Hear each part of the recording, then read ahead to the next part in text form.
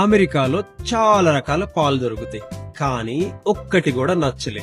మేము ఏం చేయాలో తెలియక ఫైనల్ గా ఫార్మ్ మిల్క్ అని ఒక గంట డ్రైవ్ చేసి 3.7 లీటర్స్ ఒక గ్యాలన్ మిల్క్ తీసుకున్నాం. అంతా బాగుంది, మంచిగా మేగడ కట్టింది అంతా అనుకున్న తర్వాత ఒకసారి వెన్న ట్రై చేద్దామని చేసాం. కానీ ఫైనల్ అవుట్పుట్ ఇది. మీరు చూసినట్టయితే ఒక గ్యాలన్ మిల్క్ కి ఎంత ఆవు నెయ్యి వచ్చిందో అని. కానీ ఫైనల్ అవుట్పుట్ ఎంత చిన్నగా ఉన్నా చాలా టేస్టీగా ఉంది.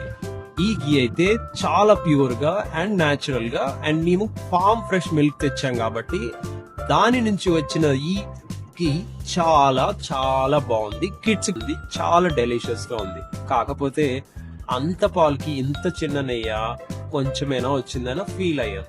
మేమేమన్నా ప్రాసెస్ తప్పు చేసామా అని అర్థం కాలేదు. ఏమన్నా తెలిస్తే గనక, లేదంటే ఏదైనా చిట్కా ఉంటే కమెంట్ లో పెట్టండి.